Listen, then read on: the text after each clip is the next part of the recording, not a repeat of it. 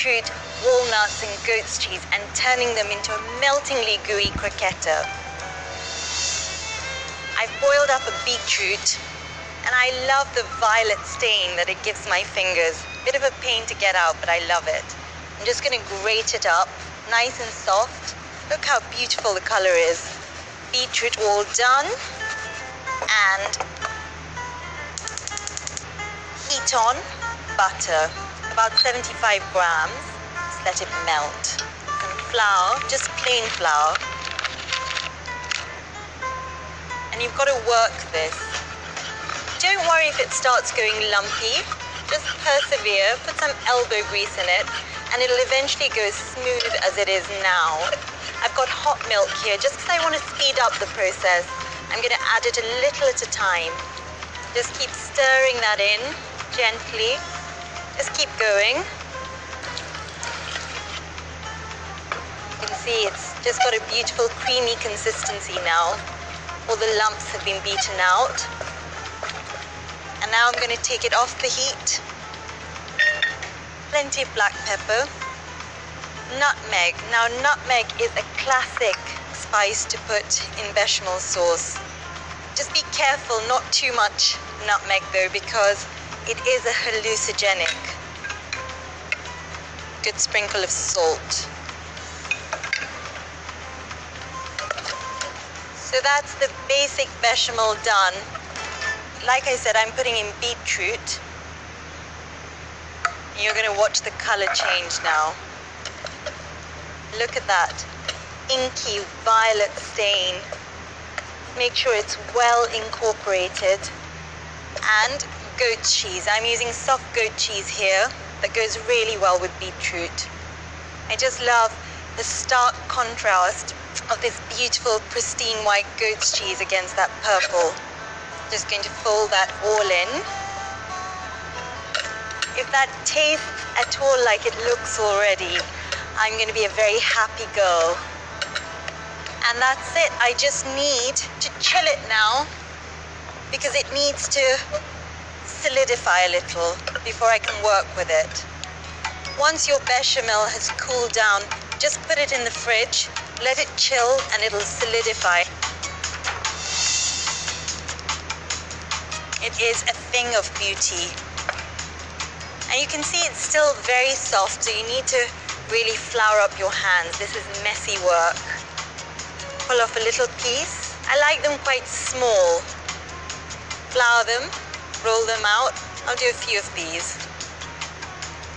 These really are my favorite Spanish snacks. These are just perfect to serve with a glass of sherry as far as I'm concerned. And I've got panko breadcrumbs here. Panko breadcrumbs are Japanese breadcrumbs, and they just give a kind of earth-shattering crunch. They're dried and they're like shavings of bread. So walnuts mixed in.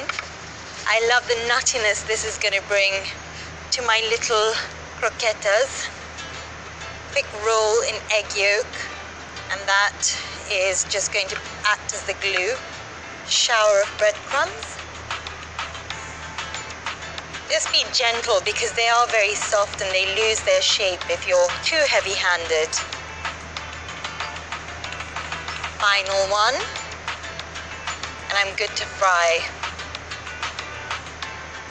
My oil's up to temperature. And remember, this is really practically already cooked. All you're looking to do is get a nice golden brown on the breadcrumbs. 4 or 5 at a time. Don't overcrowd the pan or the temperature of the oil will come down and they'll go soggy.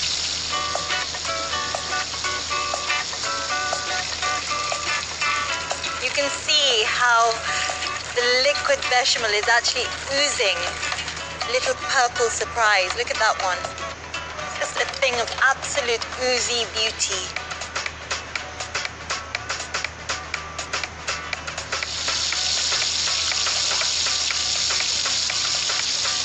I know they're just croquetas, but I can't tell you how excited I am about them. Simple pleasures. Just like that you get this little wink of purple through the brown breadcrumbs. And do be careful, I have got burnt. Because they're still pretty liquid inside, they're terribly hot. So you do have to wait before you can pop them in your mouth. And I'm going to show you just how beautifully oozy they are when I open them out. Look at that.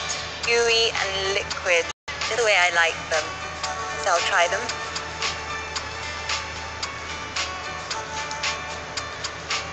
Hot. Oops. I did it again. My delicious goat's cheese, beetroot and walnut croquettes. First, make a roux or a thick white sauce with butter, plain flour and milk.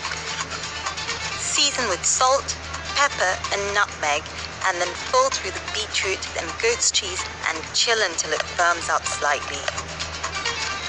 Next, freeze for half an hour. Coat the croquettes in a light dusting of flour, roll in the beaten eggs, and toss through the crushed walnut and panko breadcrumb mix. Finally, fry them up until they're crisp and golden.